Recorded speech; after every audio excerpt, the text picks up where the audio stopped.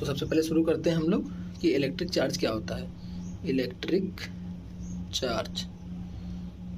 Charge basically एक intrinsic property of matter है और इसको कन्वेंशनली दो चीज़ों में बांट लिया गया है। इसको इलेक्ट्रिक चार्ज को हमने मान लिया है, एक पॉजिटिव मान लिया है, एक निगेटिव मान लिया है।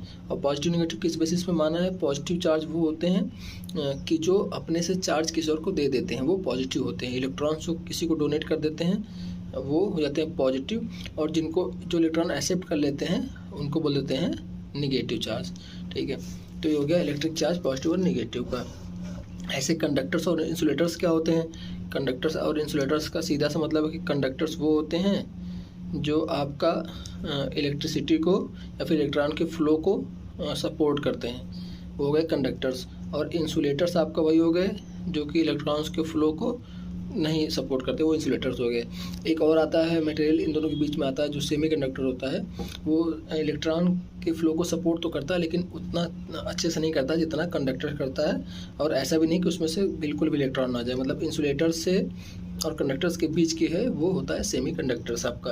अब फिर आते हैं अपन लोग की basic property of electric charge क्या होती है। तो आते हैं basic property of electric charge. इससे हमको इलेक्ट्रिक चार्ज को समझने में आसानी होगी। तो basic property of electric charge में सबसे पहला है कि एडिटिविटी मतलब सिंपली से होता है कि ये चार्ज आपस में जुड़ते हैं। जैसे संख्याएं को हम लोग जोड़ते हैं, घटाते हैं, वैसे ही चार्ज भी आपस में जुड़ते हैं। अगर पॉजिटिव चार्जेस हैं तो जुड़ जाएंगे, अगर पॉजिटिव और निगेटिव चार्ज है तो उनका अरिथमेटिक सम, मतलब जैसे नॉर्मल से हम संख्याओं को जोड़ते घटाते हैं, उनका अरिथमेटिक सम हो जाएगा ये चार्जेस का। दूसरी प्रॉपर्टी है इलेक्ट्रिक चार्ज की कि कंजर्वेशन होता है, मतलब चार्ज कंजर्व्ड होता है।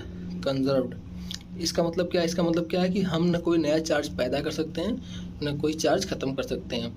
जिस मैटर से चार्ज, जिस पार्टिकल से चार्ज आता है उसको हम ख़त्म कर सकते हैं, लेकिन चार्ज को ख़त्म नहीं कर सकते हैं। फॉर एग्जांपल कि अगर किसी ऑब्जेक्ट से 2 पॉजिटिव गए हैं तो ये किसी और द्वारा 2 निगेटिव होने का मतलब है कि वो दूसरा वाला 2 ले लिया है इलेक्ट्रॉन, तो यहाँ से इलेक्ट्रॉन यहाँ पे गया है, वो इलेक्ट्रॉन या फिर चार्ज ख़त्म नहीं हुआ है, वो एक मटेरियल से दूसरे ऑब्जेक्ट में ट्रांसफ़र हो सकता है, ख़त्म नहीं हो सकता है। तीसरी अपनी प्रॉपर्टी है चार्ज की क्वांटाइजेशन की।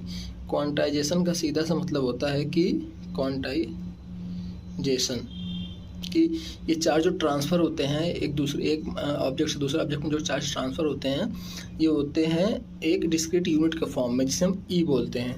मतलब कि इसकी यूनिट मान लीजिए ई है, अगर किसी में ट्रांसफ़र होगा तो वो 1 E 2